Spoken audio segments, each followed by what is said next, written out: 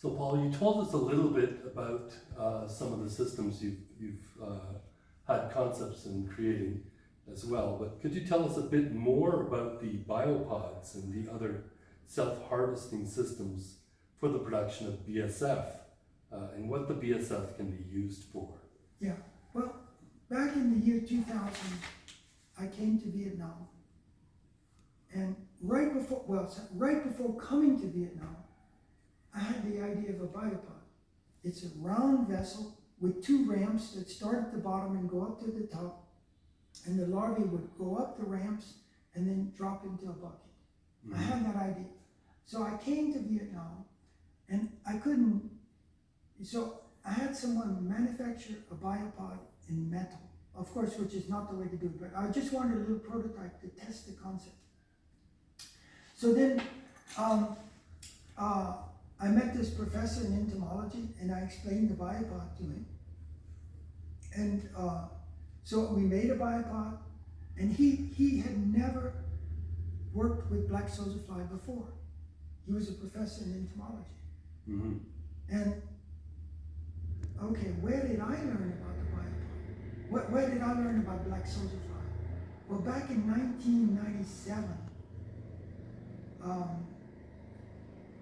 I went to visit my sister, and I was telling her I'm looking for something that could eat putrescent waste really fast. Mm-hmm. And she said, oh, I have it. And so she brought me into her garden, and she had a compost bin. I opened the lid of the compost bin. All I could see were just maggots everywhere.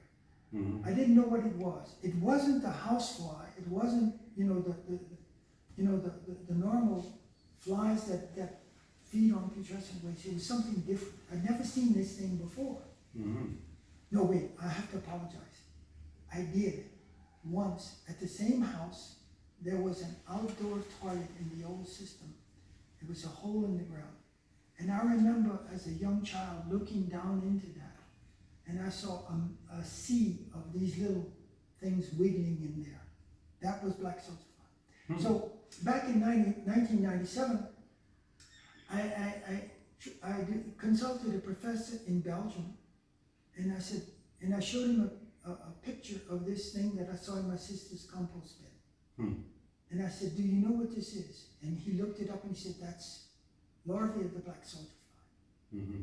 Now, so then I get on the internet to see what I can find about the larvae of the black soldier fly. And there was only one person that I could find that could tell me anything. That was Craig Shepard. Mm-hmm. From Tifton, Georgia. And Craig, well, in Georgia they had chickens on wire, and the chicken poop fell below the wire into a kind of a pit. But this was really, really big, these big chicken poops. Mm-hmm. And he was noticing that, it was full of black soldier fly in there. Hmm. And the black soldier fly has no problem eating fresh chicken manure. Hmm. So then, okay, I got in touch with Craig Shepard. Then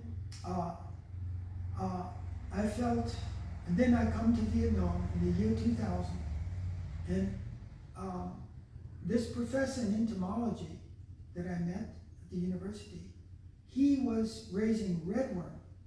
Right. And then I got him a biopod. So we put together a biopod in metal, and I took some live larvae and I put it in the biopod. 2 minutes later, they all crawled out. I said, this is going to work. It was an empty biopod, no food waste in it at all. Mm-hmm. Nothing. They all crawled out immediately. And then, so I started raising black soldier fly. And where did the black soldier fly come from? No problem, my gosh. No problem at all. They're everywhere inside out. This is not hardcore science.